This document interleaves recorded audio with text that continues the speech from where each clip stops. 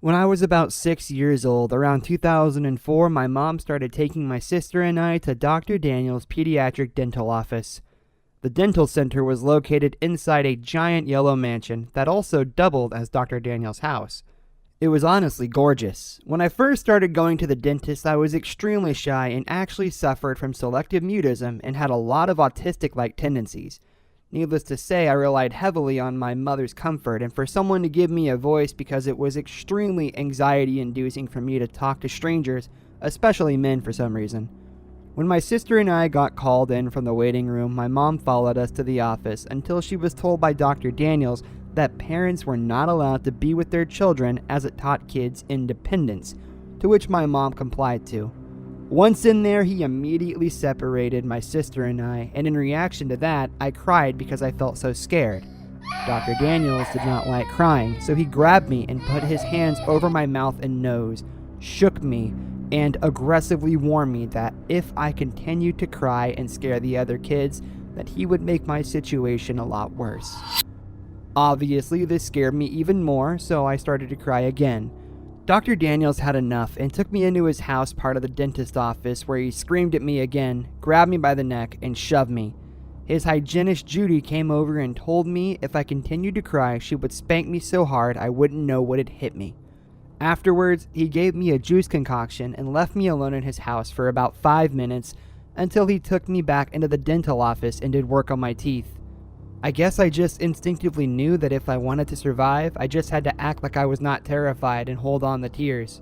All I wanted was my mommy.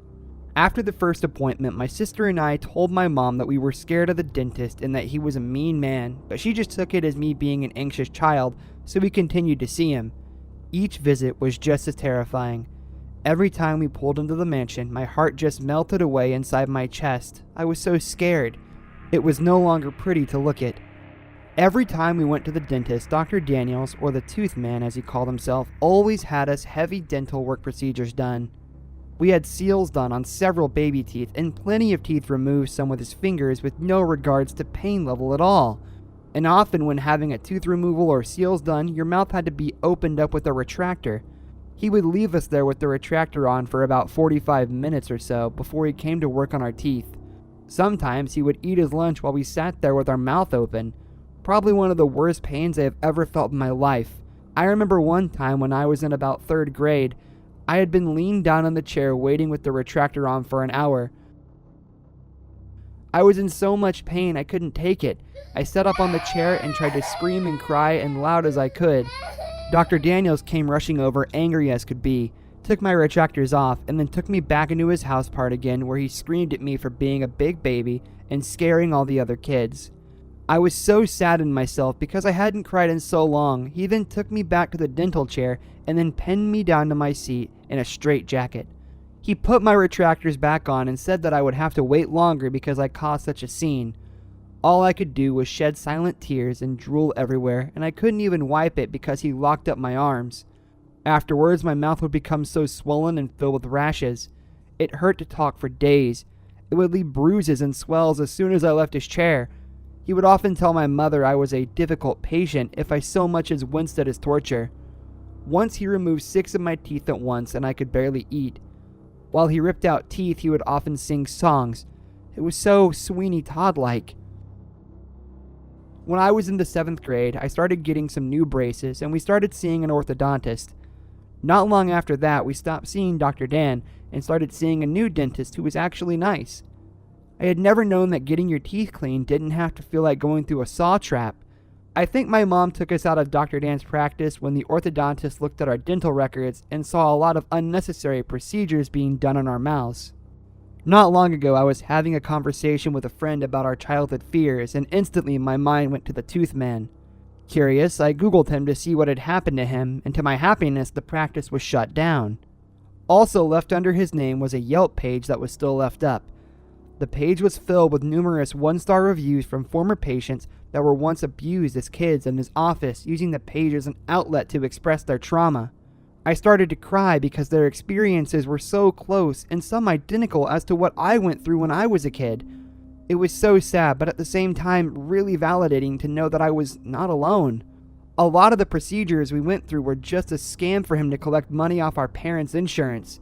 And now that I think about it, he probably was so adamant on us not crying and screaming for help because he didn't want parents to hear and come and see what was going on. I shake thinking about this. I really pray that he hasn't opened up another practice somewhere else. I know it's hard not to blame parents in the situation, but the truth is this man was a swift abuser. For every bruise and swell we had, he would have dental explanations that would make the parents feel stupid for asking. He was an authority figure. I don't blame my mom for not believing us. She knew he was firm, but probably thought we were confusing firmness with meanness. To be honest, even writing this, the torture was so wild it actually sounds made up. She eventually did come around. She's not alone, as there were hundreds and hundreds of parents that were duped and deceived by him. To Dr. Dan, please never let us meet again, and to any parent reading this, if you are ever told not to go in with your child to an appointment, something's really not right. Trust me, I know how this is gonna sound. Everybody is afraid of going to the dentist. It's not a pleasant experience for any of us, but this was different. I'm already trying to convince myself it didn't really happen like it did, trying to tell myself it wasn't possible, that I fell asleep in the dentist chair and what I remember was just a horrible waking nightmare. But no, it happened, and I have to get the details down while they're still fresh in my mind. Think of this as an interactive diary or a police exhibit. Have a seat right here, the dental hygienist said with a friendly, perfect smile. Her teeth were small and sparkling white. After I sat down in the dentist chair, she began to reposition it, tilting my head back so she could see what she was doing. The chair kept reclining further and further, beyond what I thought would be its limitations. Eventually it stopped and I looked up at the ceiling tiles, sweat dripping down the sides of my face. Glancing down nervously, I saw my feet were high up in the air, my head down near the floor. Blood was rushing down to my brain by the force of gravity, and I found myself feeling instantly uncomfortable, struggling slightly to breathe. She wasn't very tall, and I'm quite a big guy, so I figured she needed the chair positioned differently than the dentist when he had done his checkup. I'd never been to see this particular hygienist before, but she was already striking me as a bit peculiar. "How's that feel?" she asked, getting her instruments ready. I hesitated, but figured I'd better say something before she started. The uncomfortable feeling would surely only get worse if I didn't. I opened my mouth to speak, and she took that for consent and jammed a rubber glove fist inside and began poking around, scraping my teeth and making disgusted-sounding noises. "You really need to brush better," she said, her voice sounding increasingly angry. "This is unacceptable." With each syllable she spoke, she emphasized the word with a brutal scratch on my teeth, poking painfully into my gums. The coppery taste of blood filled my mouth.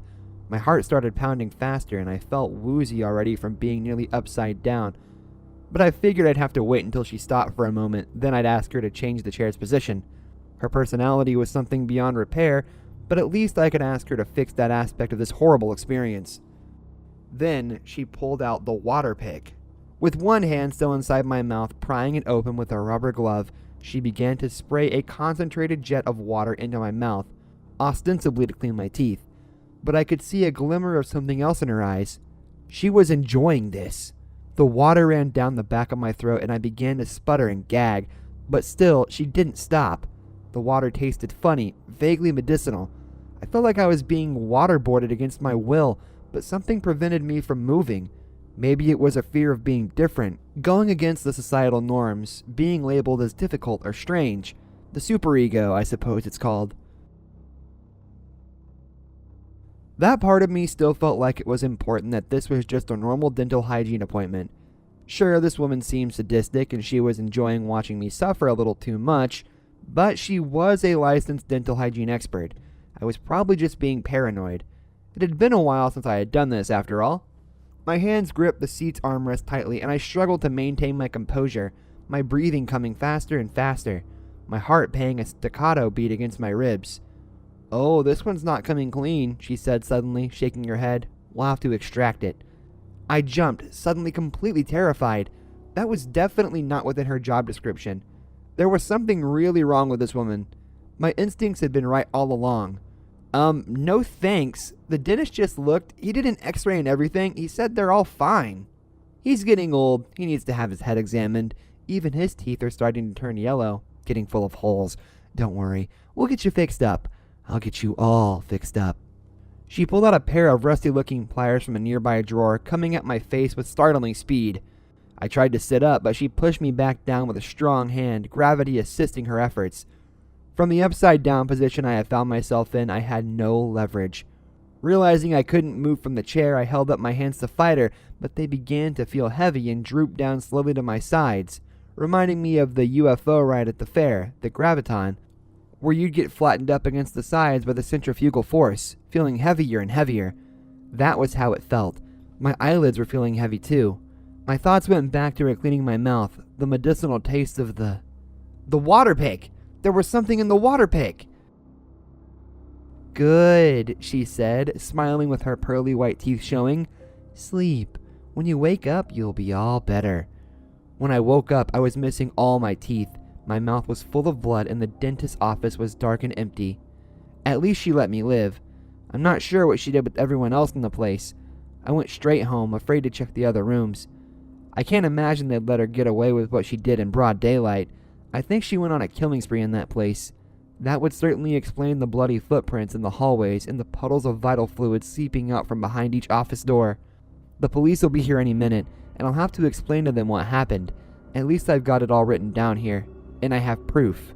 My bloody, empty mouth will need dentures, and I'm still in my 30s.